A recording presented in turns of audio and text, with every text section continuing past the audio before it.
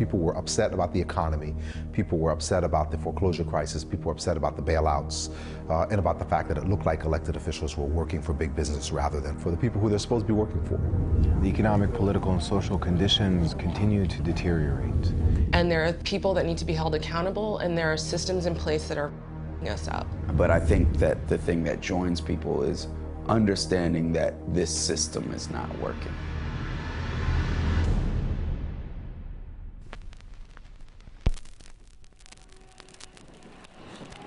Looks like it's going down. All persons must temporarily leave the park. At 1 a.m. on November the 15th, 2011, New York police officers in riot gear surrounded a tiny section of Lower Manhattan. Until I was actually in it, I didn't realize what a sort of like war zone they'd created that place to be. And it was one of those moments where I was like, what is going on? Zuccotti Park had grabbed the world's attention as a symbolic hub of Occupy Wall Street, a people's movement that had set off a chain of rage against the country's political and financial elite. But after 60 days of protesters defiantly occupying land in the heart of the world's financial capital, authorities cracked down. Let's go. Relax, relax, relax, relax. And the fact that you want to do it at night and you want to block people out from seeing that demonstrates that the level of unnecessary violence that you were going to use, and that you're not comfortable with the public seeing that, and that's a real problem. I mean, you saw people lose their homes and lose their family and have their community attacked, and that was painful. It also felt like there was war. In just 2 months, Occupy Wall Street had transformed the public discourse in America, challenging people to not only demand change, but to live it. This is the story of Occupy Wall Street, told by the people who have lived it.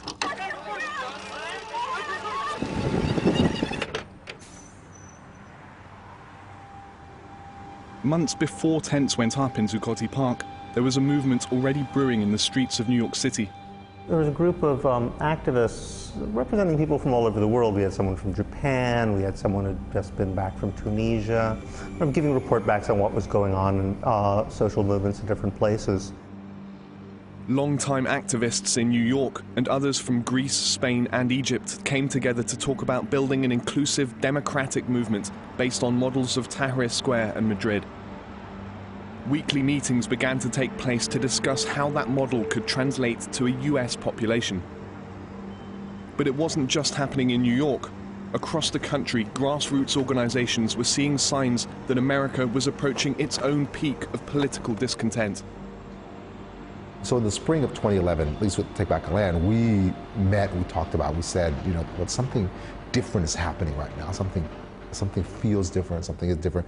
We feel like we're about to reach some kind of critical mass of organizations who want to do something that they were not willing to do a year ago.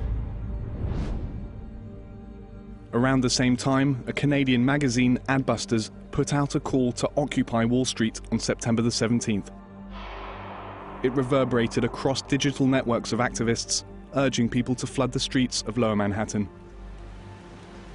The terms were unspecific, but the call to action tapped into popular perceptions of a political system controlled by corporate money.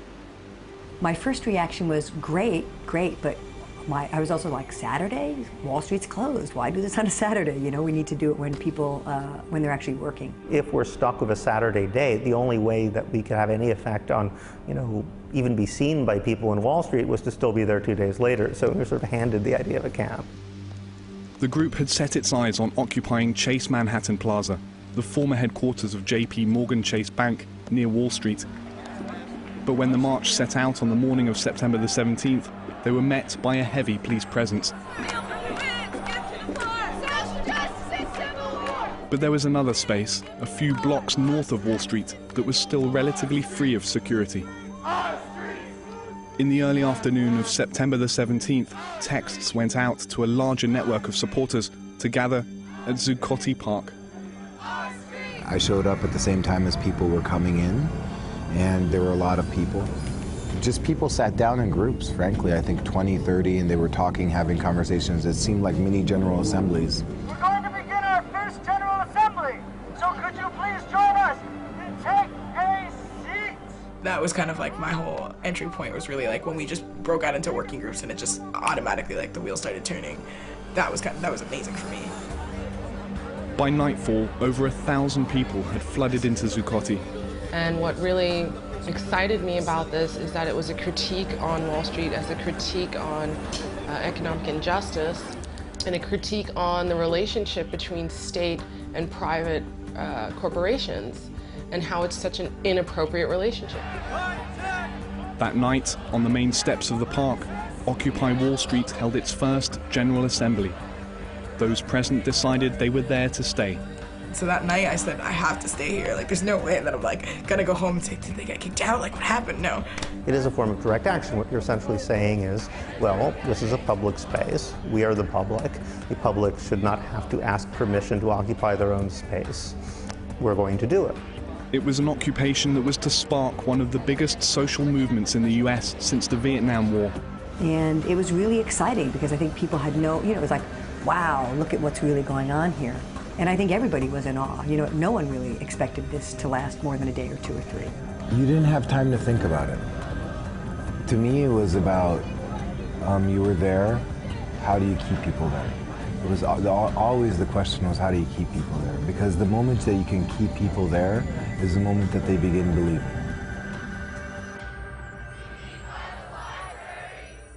Activists sought to build a movement that reflected a new society they wished to see. Occupy Wall Street based itself on direct democracy, a process of consensus decision-making with no hierarchy. The first symbol is this. Hand signals and the people's mic became standard ways of communicating to help hear each other's voices. How do you engage people? How do you just keep people? How do you facilitate the self-empowerment? Right? It's not, you don't empower people. How can you facilitate that self-empowerment? Anybody could join or start a working group. Groups formed to address a range of issues like how to challenge race and gender bias within the movement, or simply how to provide food to those sleeping in the park. And these ways of organizing are really rooted in many ways in anarchist practice of understanding the importance of direct democracy, understanding the importance of direct action to actually make the change, the process of collective liberation, that no one is free until we are all free, mutual aid, my struggle and what I need is interdependent with you. At times, thousands of people would turn up for general assemblies in Zuccotti, spending hours to reach consensus on decisions affecting the entire group. The word is, the park is full. The park is full. If you're going to join Occupy, you have to get on board with horizontal decision making. And in my mind, it's the reason why this thing has grown so much, is that actually its structure is what allows it to be something that's fairly inclusive. And I think the power of our movement has been precisely to create that space of autonomy and to tell the political structure, essentially, it's up to you guys to prove to us that you are our legitimate representatives. Because at the moment, nobody in America really sees you as our legitimate representatives. We see you as representatives of big money. And now for a story that made us say, seriously? But as its momentum grew, politicians and the mainstream media berated Occupy Wall Street for having no clear goals. Well, a protest without an objective is like a party of a picnic of the unemployed and the indolent. They just wander around. Look, so all of these people, all they have to do is take a shower and they can get a job if they went to college. Seriously. When we go to East New York and reoccupy a home that's been foreclosed on, that's a demand, right? That's a very clear demand. Like, we demand people have housing. The point is that Occupy Wall Street made no demands of politicians. The idea to operate outside a political system that they saw as inherently flawed, bought by special interest groups, and whose leadership most people had lost faith in. We're not going to make demands of the political order which we feel to be inherently corrupt. On the other hand, direct action, rather than appealing to people in authority to behave differently, the ideal is that you act as if they don't exist at all. And so when you reoccupy a home, it's like, look, people need homes. We're not going to demand it. We are going to demand it. We're also just going to do it. The rise of Occupy Wall Street reflected an increasing frustration with those in charge. A downward spiral set off by the bursting of the housing bubble had led to a financial crisis not seen in the US for generations. People are losing their homes at a very frequent rate. The rich keep getting richer, and nobody's blaming, nobody's blaming these folks. Like, nobody is investigating the banks. Nobody is going into that. And what we've had in the U.S. is almost incredibly selfish and vindictive move on the part of the people who are already in the strongest position, essentially to grab all the remaining cookies as the whole structure collapses. A government bailout allowed the banks to stay afloat while thousands of Americans faced record levels of unemployment, financial debt, and foreclosures. By summer 2011, political leaders were fighting over a massive deficit and saying nothing about the sharp economic divide that had taken a hold of the country. The top 1% of America now owned 40% of the wealth. The sentiment that only the wealthiest had any representation had grown.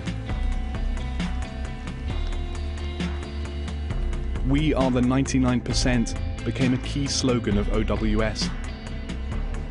Under this unifying banner, Zuccotti became a magnetic space, drawing people from all over the country. And I think that people were finally realizing this class struggle and actually seeing that this is, that class warfare is going on in this country. And people were really eager for that change. And the person who had promised change had done little to fulfill it. Thank you very much, everybody. I never voted in American elections, even though I have an American passport, because it didn't make sense to me, except for Obama, because everything that he said made sense. And that day I said, wow, we're gonna get a lot. Like, this is gonna be the answer, and this is the hope and change we wanted. We're actually going to see this country change.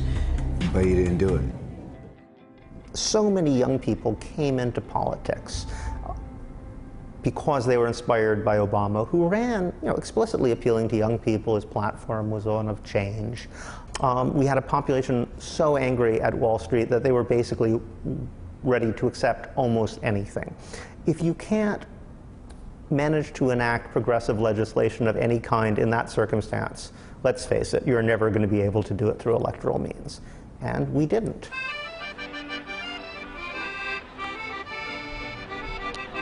In a matter of weeks, Occupy had spread across the country.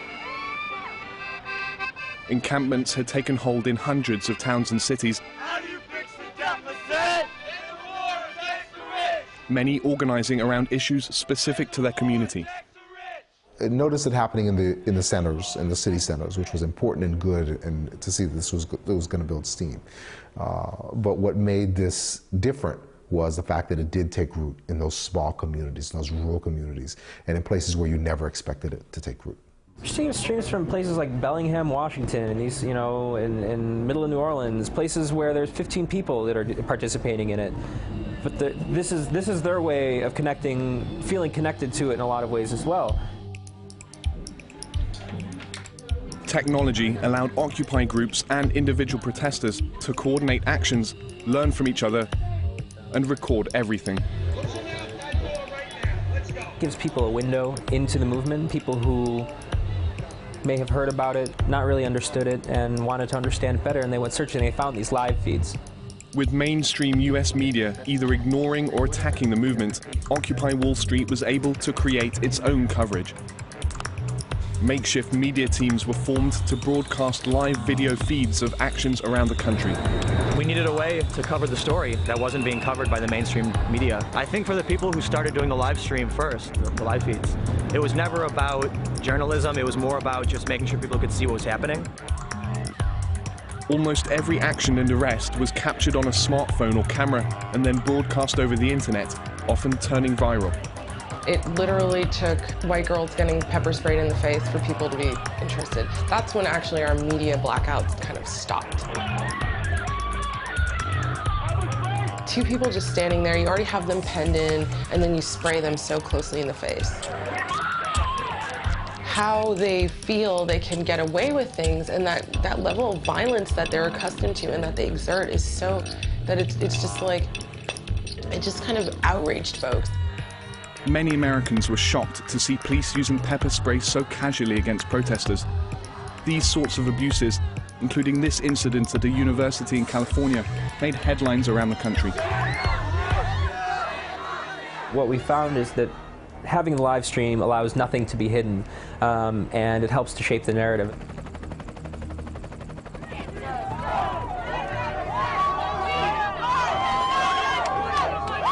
On October the 1st, the NYPD arrested 700 protesters on Brooklyn Bridge.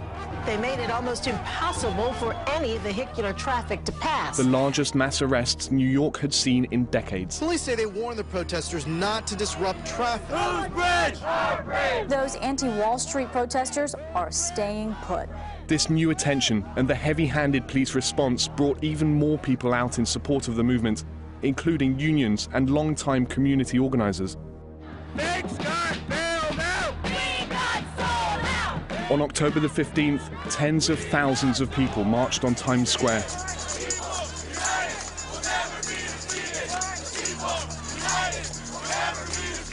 In just 4 short weeks, Occupy Wall Street had mobilized Americans across the spectrum to demand change. And what's happening is that people are coming back to life, right? They're coming alive again in this moment. And, you know, and they're feeling that energy. And it's really, this is the process of transformation that's critical for social change, is when people access their power, begin to taste what it really is like to be alive and that energy. Once you feel that, you can never, you very rarely turn back, you know? And so that's what we're seeing. I need you to clear the street. Just clear the street. You can stand on the sidewalk. I just need you out of the street. But that energy was not to go unchallenged. On the other side of the United States, in California, in the early morning hours of October the 25th, police in riot gear surrounded the Occupy Oakland camp.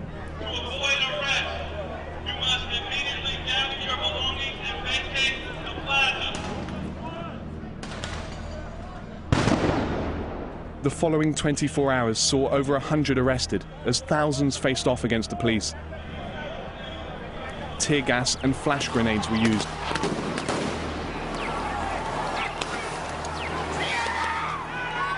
That night, Iraq war veteran Scott Olson was severely wounded. Videos of the violent crackdown were broadcast around the world. What happened? What happened? He got shot. In the US, the fact that a young white male who'd fought for his country was now fighting for his life cast further light on police brutality in minority communities in cities like Oakland. If it hadn't been caught on video, and if it was someone black, we wouldn't have even known about it. I'd be trying to tell people about it, and they'd only halfway believe me. On November the 10th, a conference call took place between at least a dozen different police chiefs of various cities. The exact details of that call are still unclear, but it's known that dealing with the Occupy camps was a part of the discussion. Many in the movement felt this was part of a national coordinated effort to break Occupy Wall Street.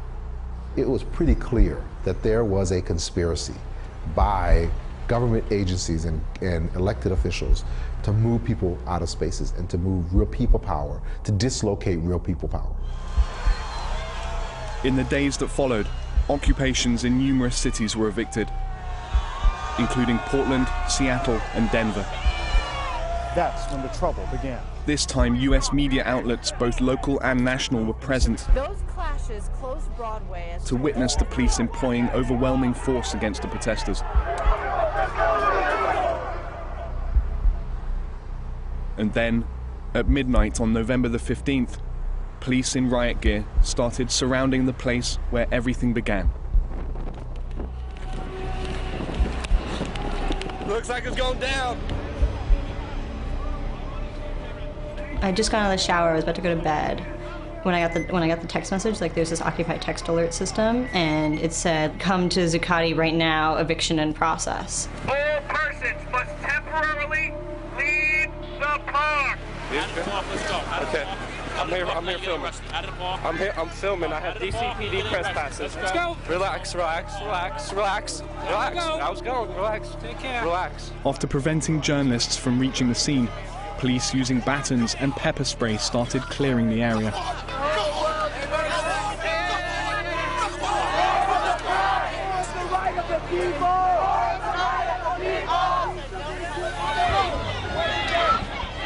Occupy supporters rushed into Lower Manhattan to defend the park.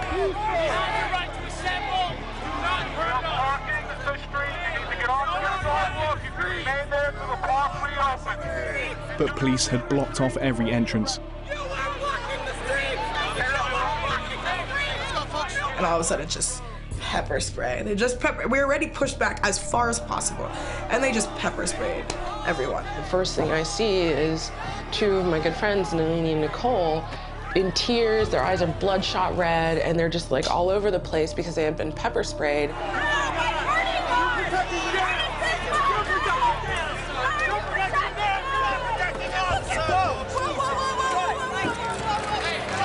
As soon as we're there, literally within minutes, there are cops starting to surround us. And I said, they want us gone. Like, they want any presence, they want to smash the entire, like, not just the movement, but the people. And smash our hopes and smash everything. In a matter of hours, Zuccotti had been cleared of any sign of Occupy Wall Street. But if clearing Zuccotti Park was meant to kill Occupy Wall Street, it didn't go as planned.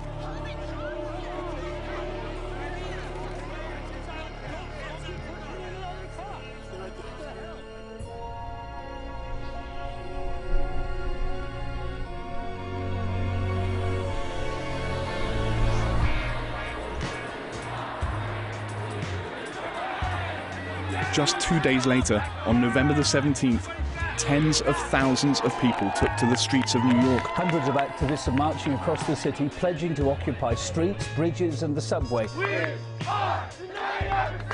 A day of action to shut down the stock exchange Non-violent protest. and take over the streets of the city. Occupy Wall Street event